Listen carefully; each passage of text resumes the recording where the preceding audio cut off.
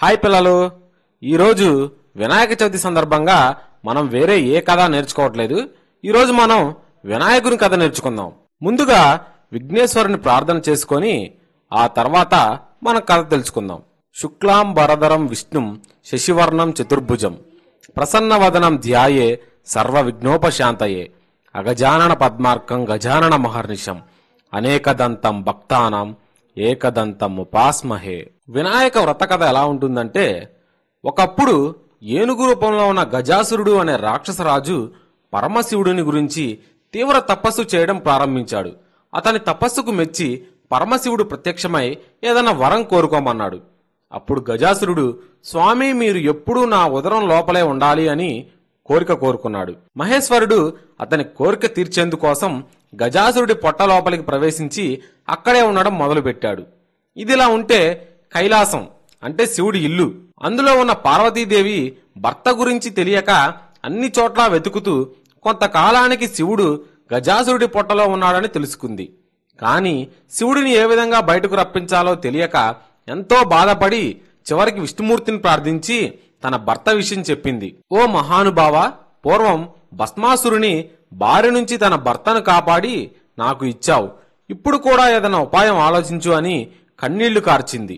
విష్ణుమూర్తి పార్వతీదేవిని ఓదార్చి పంపేశాడు. అప్పుడు శ్రీహరి బ్రహ్మ మొదలైన దేవతలను పిలిచి గజాసురుని చంపేందుకు గంగిరెద్దులను ఆడించేవాడిగా వెళ్లడమే సరైందని నిర్ణయించుకున్నాడు. శివుడి వాహనం నందిని ఒక గంగిరెద్దుగా చేసి బ్రహ్మ మొదలైన దేవతల చేత తలా ఒక వాయిద్యం ఇచ్చాడు. తాను చిరుగంటలు సన్నాయి తీసుకొని గజాసురుడు ఉండే గజాసురపురం దగ్గరకు వెళ్ళాడు. అక్కడ గజాసురుడికి ఎదురుగా చక్కగా నందిని ఆడించాడు. ఆ గంగిరెద్దు అటు ఇటు చూసి గజాసురుడు ఆనందం పొంది, మీకు ఏం కావాలో కోరుకోండి, నేను ఇస్తాను అని చెప్పాడు. అప్పుడు శ్రీహరి, ఇది శివుడి వాహనం నంది, శివుడిని వెతికేందుకే వచ్చింది కాబట్టి శివుడిని ఇవ్వు అని కోరాడు. ఆ మాటలకు నిర్ఘాంతపడిన గజాసురుడు గంగిరెద్దులను ఆడించేందుకు వచ్చిన వాడు శ్రీహరి అని తెలుసుకొని తనకు చావు తప్పదని అర్థం చేసుకున్నాడు. అప్పుడు తన పొట్టలోపల ఉన్న శివుడిని, నా శిరస్సు అందరికీ పూజనీయంగా ఉండాలి, నా చర్మం నువ్వు ధరించాలి అని కోరుకున్నాడు. తర్వాత తనను చంపేందుకు శ్రీహరికి అనుమతి ఇచ్చాడు. నంది తన కొమ్ములతో గజాసురుడిని పొట్ట చీల్చగా లోపల నుంచి శివుడు బయటకు వచ్చాడు. హరి శివుడితో, చెడ్డవారికి ఇలాంటి వరాలు ఇవ్వకూడదు, ఇస్తే పాముకు పాలు పోసినట్టే అవుతుంది అని చెప్పాడు. తర్వాత బ్రహ్మ ఇతర దేవతలకు వీడ్కోలు పలికి తాను కూడా వైకుంఠానికి వెళ్లిపోయాడు. శివుడు కైలాసానికి వెళ్లిపోయాడు. కైలాసంలో ఉన్న పార్వతీదేవి శివుడు వస్తున్నాడన్న వార్త విని తలస్నానం చేయాలని నిర్ణయించుకొని నలుగు పిండితో ఒక పిల్లవాడిని తయారు చేసింది. అతనికి ప్రాణం పోసి గుమ్మం ముందు ఉంచింది. స్నానం చేసిన తర్వాత నగలతో అలంకరించుకొని శివుడి కోసం ఎదురు చూడటం మొదలుపెట్టింది. ఇదిలా ఉండగా శివుడికి లోపలికి వస్తుండగా గుమ్మంలో ఉన్న పిల్లవాడు అడ్డు చెప్పాడు. కోపం తెచ్చుకున్న శివుడు త్రిశూలంతో ఆ బాలుడి కంఠం నరికాడు. లోపలికి వెళ్లిన శివుడికి పార్వతీదేవి ఎదురు వచ్చి పూజించి కూర్చోబెట్టి మాట్లాడుతుండగా గుమ్మంలో ఉన్న పిల్లవాడి ప్రసక్తి వచ్చింది. అప్పుడు శివుడు తాను చేసిన పనికి బాధపడి తాను తీసుకువచ్చిన గజాసురుడి శిరస్సును ఆ బాలుడికి అతికించి ప్రాణం పోశాడు. అతనికి గజాననుడు అనే పేరు పెట్టి పెంచుకోవడం ప్రారంభించారు. గజాననుడు కూడా భక్తితో తల్లిదండ్రులకు సేవలు చేయసాగాడు. అనింద్యుడు అనే ఎలుకను వాహనంగా చేసుకొని తిరగటం మొదలుపెట్టాడు. కొంతకాలానికి పార్వతీ పరమేశ్వరులకు కుమారస్వామి పుట్టాడు. అతడు మహావీరుడు. నెమలి అతని వాహనం. ఒకరోజు దేవతలు, మునులు, మానవులు పరమేశ్వరుని సేవించి విఘ్నములకు ఒక అధిపతిని ఇవ్వండి అని కోరారు. తాను పెద్దవాడు కాబట్టి ఆ నాయకత్వ పదవి తనకే ఉండాలని గజాననుడు కోరాడు. గజాననుడు పొట్టిగా ఉంటాడు, తగిన అర్హతలు లేవు కాబట్టి ఆధిపత్యం తనకే ఇవ్వాలని కుమారస్వామి తండ్రిని కోరాడు. శివుడు వారితో, మీలో ఎవరు 3 లోకాల్లోని పుణ్యనదుల్లో స్నానం చేసి ముందుగా నా దగ్గరకు వస్తారో వారికి ఆ ఆధిపత్యం ఇస్తాను అని చెప్పాడు. కుమారస్వామి తన నెమలి వాహనం మీద ఎక్కి వేగంగా ముల్లోకాలు తిరగడానికి వెళ్లిపోయాడు. గజాననుడు బాధపడుతూ తండ్రి దగ్గరకు వెళ్లి నమస్కరించి, అయ్యా, నా గురించి తెలిసి కూడా ఈ విధంగా చెప్పటం మీకు సరైనదా? మీ పాద సేవకుడిని, నా యందు దయచూపి తగిన ఉపాయం చెప్పండి అని కోరుకున్నాడు. శివుడు నారాయణ మంత్రం జపిస్తూ 3 సార్లు మా చుట్టూ ప్రదక్షిణ చేయాలి, ఇది అన్ని తీర్థాలలో తిరిగిన స్నాన ఫలాన్ని ఇస్తుంది అని చెప్పాడు. వినాయకుడు అదే విధంగా చేశాడు. ఆ మంత్ర ప్రభావం వల్ల గంగానదిలో స్నానమాడేందుకు వెళ్లిన కుమారస్వామికి తనకంటే ముందుగానే గజాననుడు ఆ నదిలో స్నానమాడి తనకు ఎదురుగా వస్తున్నట్టు కనిపించింది. అతనికి 3,50,00,000 నదుల్లో కూడా తనకంటే ముందుగానే గజాననుడు స్నానం చేస్తున్నట్టు కనిపించాడు. ఇది చూసి ఆశ్చర్యపోయి కైలాసానికి వెళ్లి తండ్రి దగ్గర ఉన్న అన్నను చూసి నమస్కరించి తన బలాన్ని తిట్టుకొని, తండ్రి అన్నగారి మహిమ తెలియక ఆ విధంగా అన్నాను, క్షమించి ఆ ఆధిపత్యం అన్నగారికే ఇవ్వండి అని ప్రార్థించాడు. భాద్రపద శుద్ధ చతుర్థి రోజున పరమేశ్వరుడు గజాననుడికి విఘ్నాధిపత్యం ఇచ్చాడు. ఆ రోజు అన్ని దేశముల వాళ్లు విఘ్నేశ్వరుడికి తమ స్థాయిని బట్టి కుడుములు, మిగిలిన పిండి వంటకాలు, కొబ్బరికాయలు, పాలు, తేనె, అరటిపళ్ళు, పానకం, వడపప్పు మొదలైనవి సమర్పించి పూజించారు.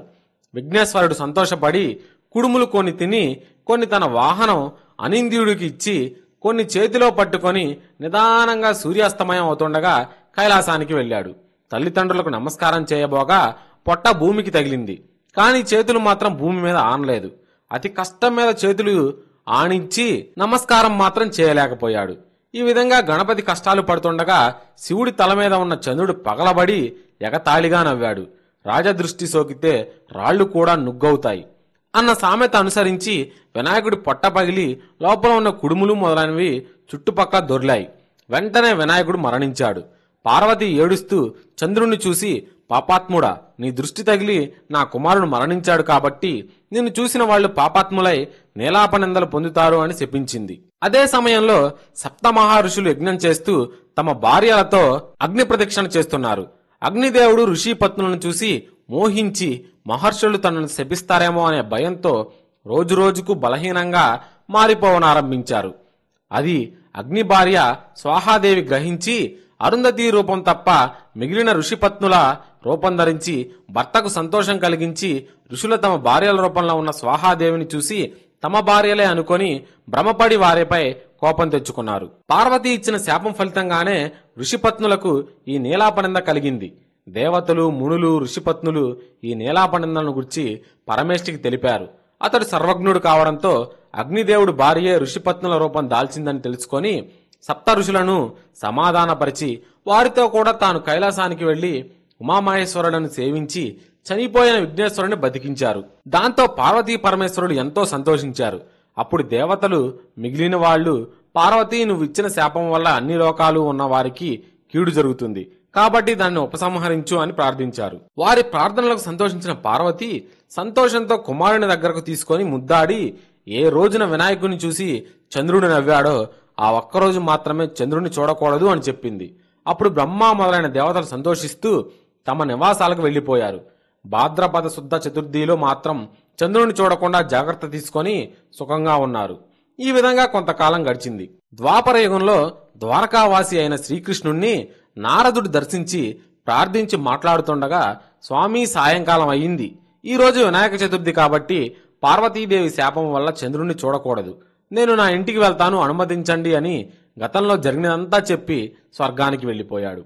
అప్పుడు శ్రీకృష్ణుడు ఆ రోజు రాత్రి చంద్రుణ్ణి చూడకూడదని పట్టణంలో చాటింపు వేయించాడు. శ్రీకృష్ణుడు క్షీరప్రియుడు కావడంతో ఆ రోజు రాత్రి ఆకాశం వైపు చూడకుండా పశువుల శాలకు వెళ్లి పాలు పితుకుతూ పాలలో చంద్రుణ్ణి ప్రతిబింబం చూసి, ఆహా, నాకు ఎలాంటి ఆపద రానుందో అని అనుమానించడం ప్రారంభించాడు. కొన్నాళ్లకు సత్రాజిత్తు సూర్యవరంతో శమంతకమణిని సంపాదించి శ్రీకృష్ణుని చూడ్డానికి ద్వారకాకు వచ్చాడు. శ్రీకృష్ణుడు అతనికి మర్యాద చేసి ఆ మణిని తనకు ఇవ్వమని అడిగాడు. అప్పుడు సత్రాజిత్తు, ఇది రోజుకు 8 బరువుల బంగారం ఇస్తుంది, దీనిని ఏ ఆప్తునికైనా ఏ తెలివి తక్కువ వాడు ఇవ్వకూడదు అన్నాడు. శ్రీకృష్ణుడు ఊరుకున్నాడు. ఒకరోజు సత్రాజిత్తుని తమ్ముడు ప్రసేనుడు శమంతకమణిని కంఠానికి ధరించి వేటాడేందుకు అడవికి వెళ్లగా అక్కడ ఒక సింహానికి ఆ మణిని మాంసం ఆనుకొని ప్రసేనుడిని చంపింది.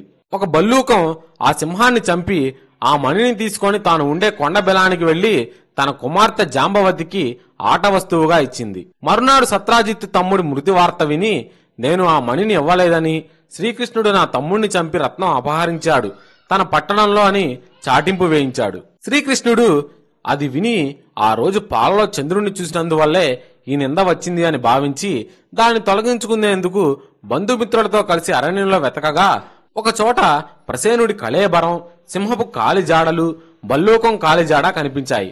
వాటిని అనుసరించిపోతూ ఒక పర్వత గుహద్వారంలో పరివారాన్ని వదిలి తానొక్కడే లోపలికి వెళ్లి అక్కడ ఉయ్యాలకు కట్టుబడి ఉన్న మణిని తీసుకొని తిరిగి వచ్చుచుండగా అది చూసి వింత మనిషి వచ్చాడు అంటూ జాంబవతి కేకలు వేసింది. అంతలో జాంబవంతుడు రోషంగా అక్కడికి వచ్చి అరుస్తూ గోళ్లతో గిచ్చుతూ శ్రీకృష్ణుడిపై యుద్ధం ప్రారంభించాడు. శ్రీకృష్ణుడు అతని కింద పడబోసి భీకర యుద్ధం ప్రారంభించాడు. ఆ విధంగా మొత్తం 28 రోజులు పొట్లాడారు. చివరకు జాంబవంతుడు శక్తిహీనుడై తనతో పొట్లాడకు దిగిన వాడు రావణ సంహారి అయిన శ్రీరామచంద్రుడే అని అర్థం చేసుకొని నమస్కరించి, దేవాదిదేవా, ఆర్తజన రక్షక, నిన్ను త్రేతాయుగంలో రావణాది దుష్ట రాక్షసులను చంపేందుకు వచ్చిన శ్రీరామచంద్రుని అర్థం చేసుకున్నాను. అప్పుడు నన్ను మీరు ఒక వరం కోరుకోమన్నారు. నేను తెలివి తక్కువగా మీతో ద్వంద్వ యుద్ధం చేయాలని కోరుకున్నాను. త్వరలో అది జరుగుతుందని మీరు చెప్పారు. అది మొదలు మీ నామస్మరణ చేస్తూ అనేక యుగాలు గడుపుతూ వచ్చాను. మీరు ఇప్పుడు నా నివాసానికి వచ్చి నా కోరిక నెరవేర్చారు. నా శరీరం అంతా శిథిలమైంది. ప్రాణాలు త్వరలో పోనున్నాయి. జీవితేచ్ఛ నశించింది. నా అపచారములు క్షమించి నన్ను కాపాడు. నీకంటే నాకు వేరే దిక్కులేదు అంటూ ప్రార్థించాడు. అప్పుడు శ్రీకృష్ణుడి దయతో జాంబవంతుడు తన చేతితో నిమిరి, జాంబవంత, శమంతకమణిని దొంగిలించానని నాపై వచ్చిన అపనింద తొలగించుకోవడం కోసమే వచ్చాను కాబట్టి మణిని నాకు ఇవ్వు, నేను వెళ్లిపోతాను అని చెప్పాడు. అప్పుడు జాంబవంతుడు శ్రీకృష్ణునితో మణితో పాటు తన కుమార్తెను కూడా ఇచ్చాడు. తన ఆలస్యం వల్ల ఆందోళన చెందుతున్న బంధువులతో, సైన్యంతో, మణితో, జాంబవతితో కలిసి తన నగరానికి వెళ్ళాడు. సత్రాజిత్తును పిలిపించి అందరినీ పిలిచి జరిగినదంతా వివరించి మణిని ఇచ్చాడు. అప్పుడు సత్రాజిత్తు, అయ్యో లేనిపోని నిందమోపి దోషానికి పాల్పడ్డాను అని విచారించాడు. మణితో పాటుగా తన కుమార్తె సత్యభామను కూడా ఇచ్చి తన తప్పు క్షమించమని వేడుకున్నాడు. శ్రీకృష్ణుడు ఒక శుభముహూర్తంలో జాంబవతి సత్యభామలను వివాహమాడాడు. అప్పుడు దేవతలు, మునులు శ్రీకృష్ణుని స్తుతించి, మీరు సమర్థులు కాబట్టి నీలాపనిందలు పోగొట్టుకున్నారు, మాలాంటి వారు ఏమి చేయగలరు అని ప్రార్థించారు. అప్పుడు శ్రీకృష్ణుడు భాద్రపద శుద్ధ చతుర్థిలో ప్రమాదవశాత్తు చంద్రుని దర్శనమైతే ఆ రోజు గణపతిని పూజించి శమంతకమణి కథను విని పూజాక్షతలు తలపై వేసుకున్నట్లయితే నేలాపనిందలు పొందకుండా ఉంటారు అని చెప్పాడు. దాంతో దేవతలు, మునులు సంతోషించి తమ ఇళ్లకు వెళ్లిపోయారు.